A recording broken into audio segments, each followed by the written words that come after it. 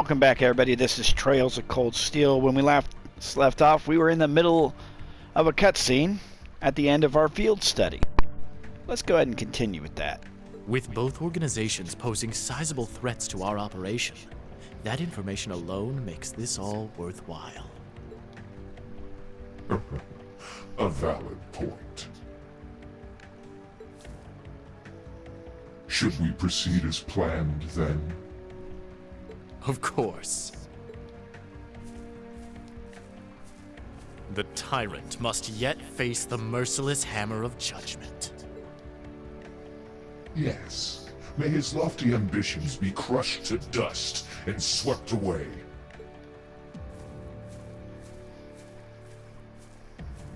I tried to time it to where it would come to the end of the day before this was all finished, but that didn't happen. So that ends Chapter 1, Unconventional Studies.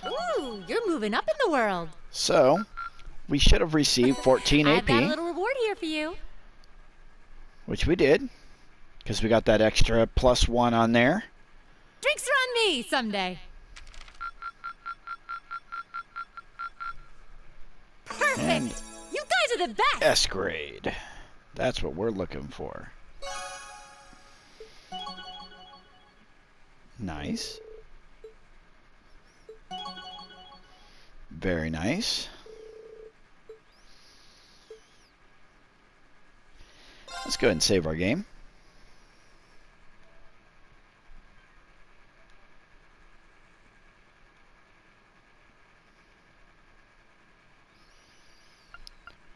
All right, and let's go ahead and continue on.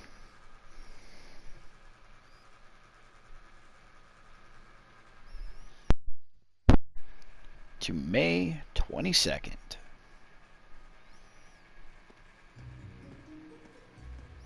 Late May. The lino flowers that painted Trista's spring fields had faded, replaced by lush greenery and a refreshing breeze. With the trials of last month's field study behind us, we found ourselves caught up once more in the bustle of school life.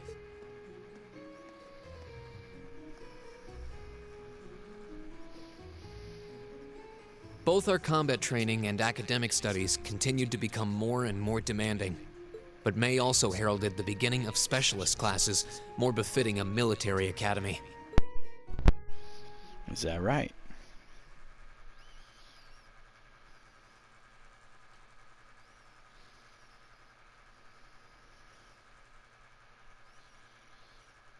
The Orbital Revolution 50 years ago changed the way wars were fought forever.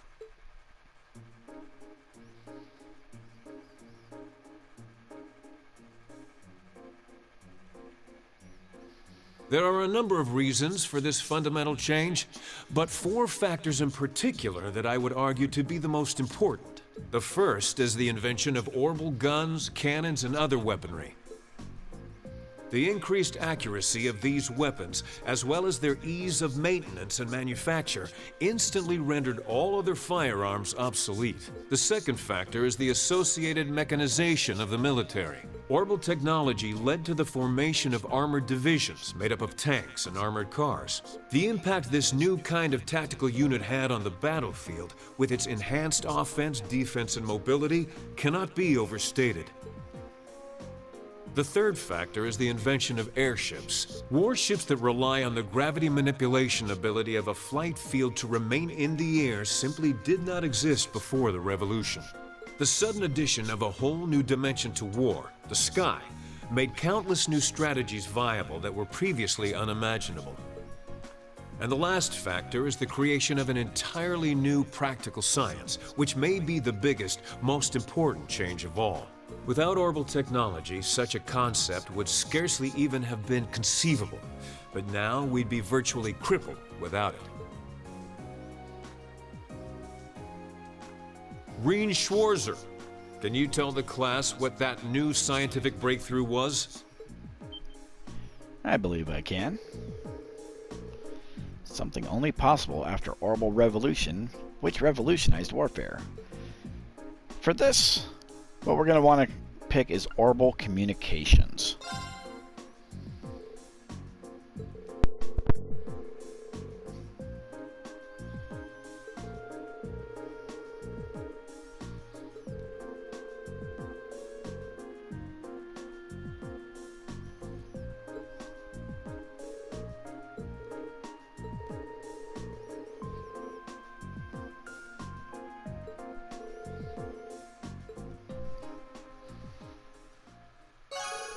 Doing that, we get an extra AP, which is also very good to have.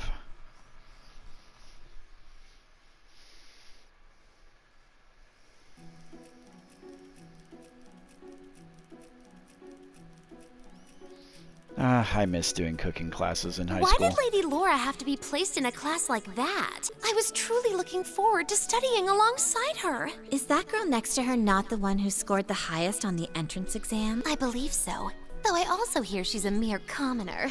There's something about that silvered-haired girl that I find oddly soothing. I wonder if she'd let me stroke her hair if I were to ask nicely. That's quite enough idle chatter. We are members of Class 1. We are above such droll behavior. As well, we cannot allow ourselves to be bettered by that rabble, even in something as insignificant as the culinary arts. Of course not. I'm so accustomed to our chef doing all of the cooking, however, that I must admit I'm finding this all rather challenging. Could they make it a little less obvious they're talking about us? I mean, seriously. It stands to reason they'd be curious about our class. It's hard to blame them for that, at least. I think you've wished that plenty already. I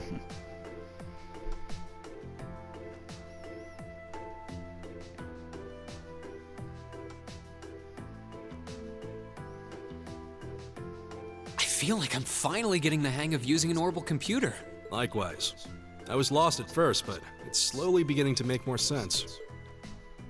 Well, it is cutting-edge technology here in Erebonia, so I think most people are confused until they've gotten used to it. Machias and Eustace both picked it up surprisingly quickly, though. Yeah, but academics are their thing. And I'm pretty sure Machias has been interested in computers for a while, too. Eustace also seems to get the hang of things far quicker than most people, even if he's not interested in them at all. Which probably just adds insult to injury for Machias. I'll bet. I hear they were really butting heads during last month's field study. They were. At one point, things almost took a violent turn. We were able to hold them back, but I don't think we could have kept them under control for long if Instructor Sarah hadn't arrived.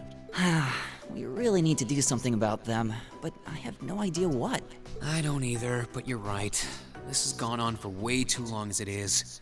It needs to stop. Rain Schwarzer. Huh? Isn't he from Class 1? Patrick, is it? That is correct. My full name is Patrick T. Higharms. I don't believe I need to say anything more than that. What? So, you're from the Higharms family? Are they prestigious? About as prestigious as they come. The Higharmses are one of the 4 great houses, though they're slightly lower in rank than the Albareas. I'm sorry. I meant no offense. It doesn't matter. I didn't come here to talk to commoners or foreigners. I came to bring gladsome tidings to you, Reen Schwarzer. I am generously extending you welcome to make use of the accommodations on the 3rd floor of the Student Union building. You mean... The 3rd floor? That's where the Nobles Salon is, right? Your father may be a mere baron, but that still makes you a noble. And though you've had the misfortune of sharing a class with this riffraff, I have decided to use my good name as a member of the Higharms family to afford you the privilege of joining us.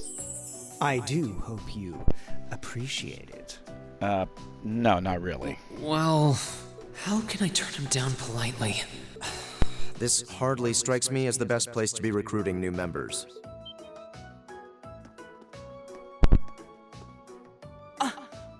Eustace. Eustace Albarea?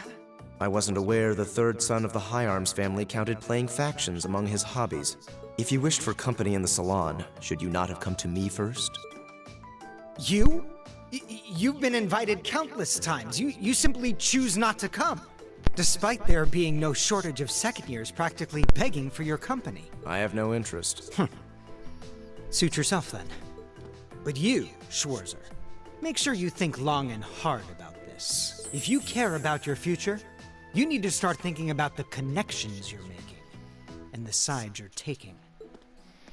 Right. He's certainly not shy. No, he's not. I wasn't sure how to turn him down either. Thanks for stepping in, Eustace. I wasn't trying to help you. But I did cause you some trouble during last month's field study, so no. That's all. Last month's field study? Is he... Yeah, I think he means the run-in we had with the provincial army. Ah, so he feels partially responsible for his family's actions then. He must have been looking for a way to apologize to you. Huh, I guess he has a nice side after all.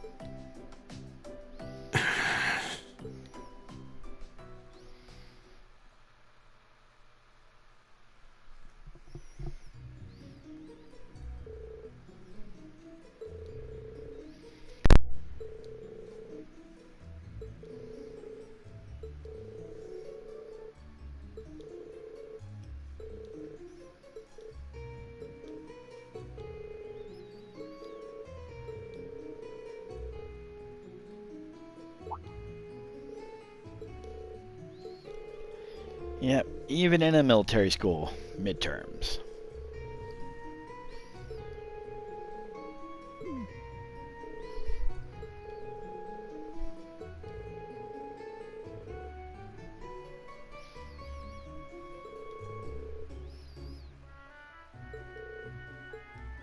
All rise. Bow.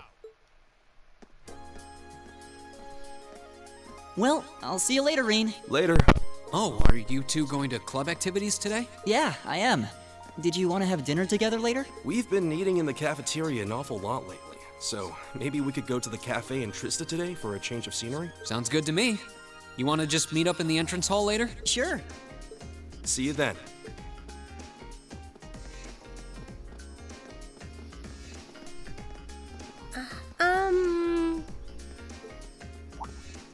Oh, hi, Elisa. Are you off to club practice too? Oh, no, not today. What is it? Is there something you wanted to ask me? It's nothing. I'll see you later.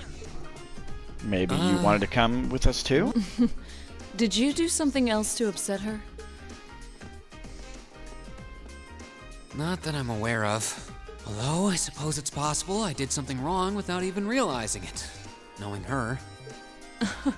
I was speaking in jest, I assure you. Are you planning on going into the old schoolhouse again tomorrow? Yeah. The principal did ask me to keep an eye on it, so I thought I'd make time for a quick look inside. All right. Please let me know when you're planning to begin the expedition, if you would.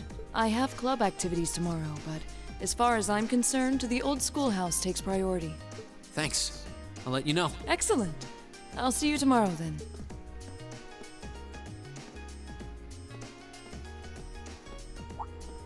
You're in the chess club, aren't you, Machias? Or are you planning on studying in the library? Since when was it any of your business what I choose to do after class? No, I just... Have I done something to upset you? Not especially. It's actually my fault for being deceived so easily in the first place. Oh. Let's just say I haven't got a drop of noble blood in my veins. So I guess we're all in equal standing here. I'm really sorry. I wasn't trying to deceive you. I just... Save your breath. Whether you're a noble or not is beside the point.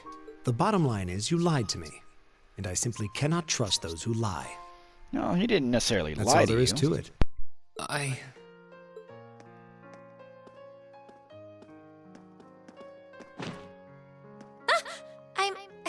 I'm sorry. Please, think nothing of it.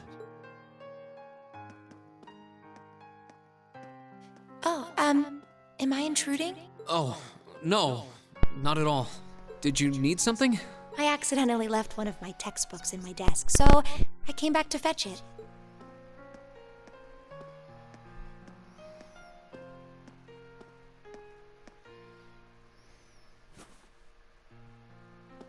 Ah, here it is. What subject? Take a look. Intermediate mathematics for dummies. Yeah, I think I would probably need that myself. Studying I am hard not as good at always, I math. see. Intermediate? Isn't that part of the Sunday school curriculum? Seems a bit basic for you. Oh, it's not for me. I promised to help Fee with her math studies. I found this at a bookshop in town and thought it might be of some use to her. Ah, okay. Which reminds me, I should really be going. I'm sure she's waiting for me by now. I'll see you later, Reen. Take care.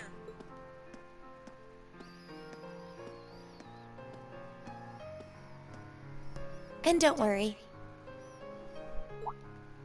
Huh? I'm sure Machias doesn't hate you or anything.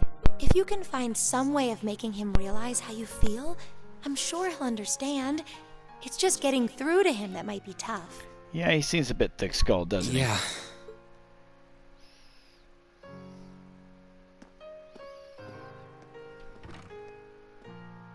I just have to keep at it. If Emma believes I can make it work, then I'll believe it too. I should probably also get going. Maybe I'll wander around the academy grounds for a while before returning to the dorm. Which is exactly what we intend to do, because there's a few things that we need to get before we do it. And hopefully I have enough time to do that before I end off this video. So first things first, let's see what we got here. Now to try and remember how to do... Nope. There it is. Alright. I believe we need to go to the gymnasium.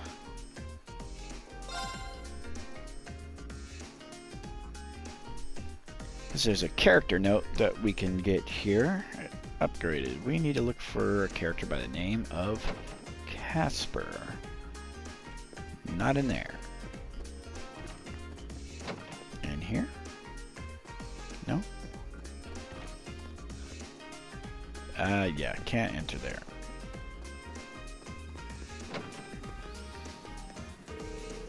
You are Klein. You are... There you are.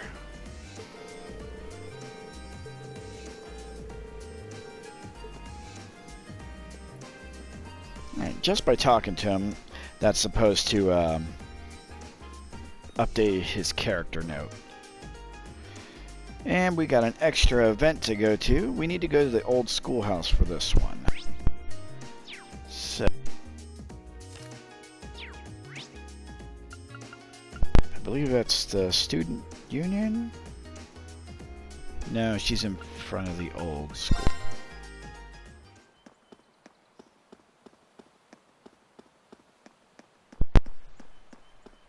And asleep.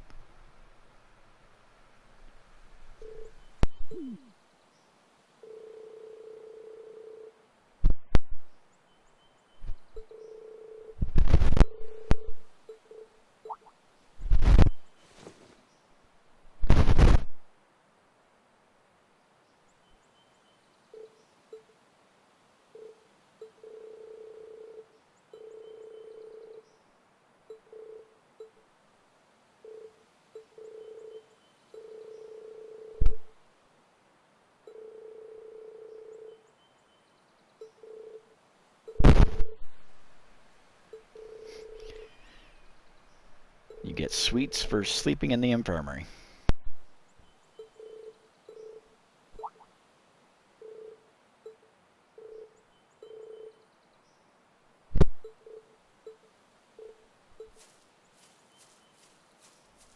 The building has changed, huh?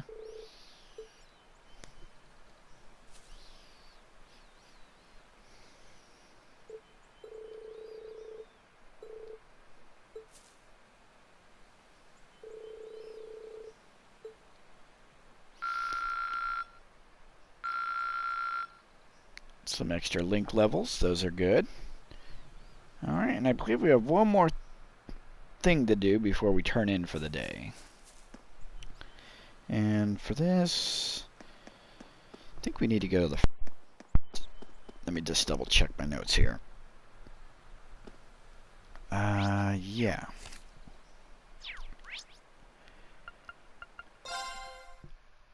We need to speak with Crow. Where are you at, Crow? You are not Crow.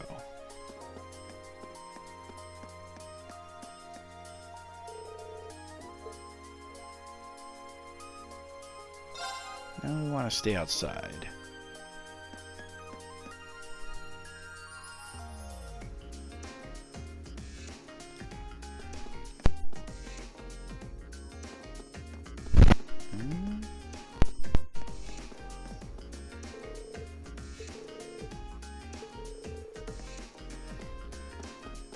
Supposedly he's supposed to be over here. Maybe I have to select return to dormitory.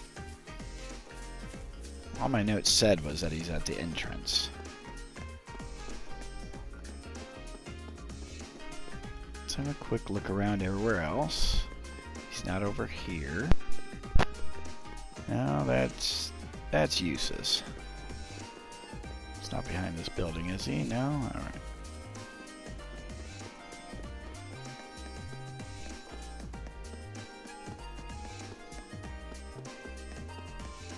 Yeah, he's definitely not over there.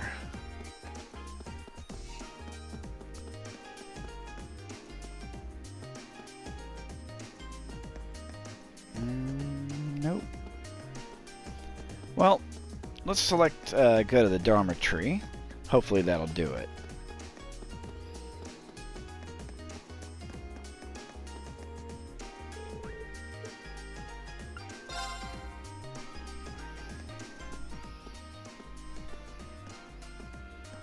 Hey there, first year. Yep, there he is. All right.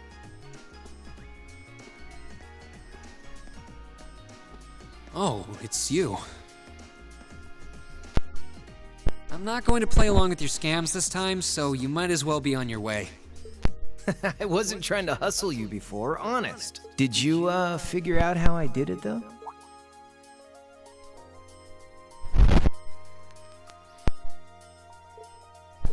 If you really want your 50 mirror back, I'll be happy to hand it over. But wouldn't you rather feel like you earned it? Come on, what do you say? There had to have been a trick to it. Some form of sleight of hand. Something that wasn't as it seemed. If I had to guess, I'd say the crux of this illusion was... And we want to pick the second one here. The drawstring at the bag of his feet. Of course! I'm pretty sure he had a bag at his feet, which means... You threw the coin in the air, but let it fall instead of trying to catch it. You let it fall right into the open bag, lying in wait for it at your feet. Am I right? Yeah, not bad. I wasn't expecting you to figure it out so quickly. So I was right. Yep, spot on. And a promise is a promise, so here's your 50 mirror...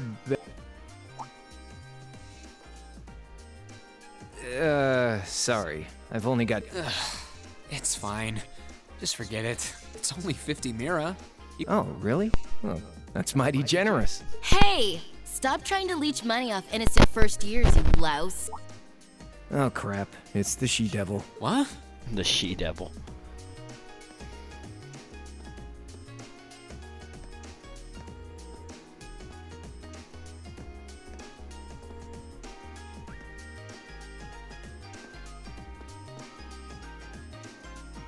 A bicycle? No, it looks like it's powered by orbital energy. Wait, I've seen this girl somewhere before. You're Reen, I take it. I've been hearing all about you from Toa and George. Sounds like you pulled off some pretty amazing stuff in your field study last month. I'm surprised you know my name, actually. I didn't think I'd been doing anything worthy of such attention. Guess I should still officially introduce myself, though. I'm Reen Schwarzer. It's nice to meet you. Same.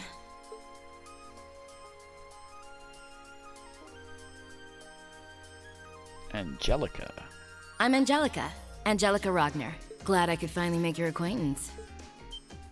Ragnar? As in Marquis Ragnar? Head of one of the 4 great houses? Same reaction every time, I swear. Yeah, I'm his unworthy daughter. But he doesn't really want to have anything to do with me since I go around dressed like this. I think it's less how you dress and more how you behave. Where are you going on that bike at this hour anyway? Oh, George finally finished tuning the orbital engine, so I figured I'd give it a run to the capital and back and see how it holds up. Sure must be nice not to have a care in the world. Look who's talking.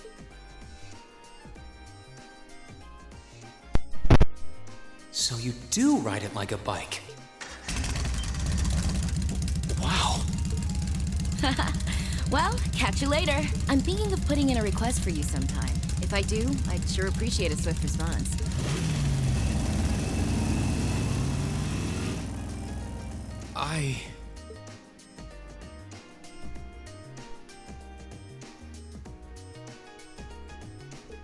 Huh. Lost for words? That's a little something George put together a while back. He calls it an orbital bike. Pretty cool, huh? It is. It's kind of like a steel horse. I'm guessing you can't buy those in any shops? Nah. The Ruhr Institute of Technology started putting that one together as part of a test. Then George finished it off. Jellica put up the money for the parts herself. Oh, but Toa and I helped out too. Sounds like it must have been a pretty challenging project. Are you on good terms with Toa and George then? Angelica said she'd heard all about me from them. Maybe you had a little something to do with that too? Well, we're all from different classes, but we've kind of stuck together for a while now. Come to think of it, I never did introduce myself, did I?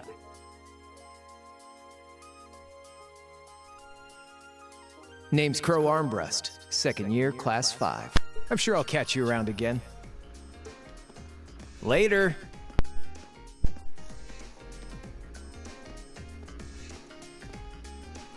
So, his name's Crow, huh? Angelica's the daughter of Marquis Rogner.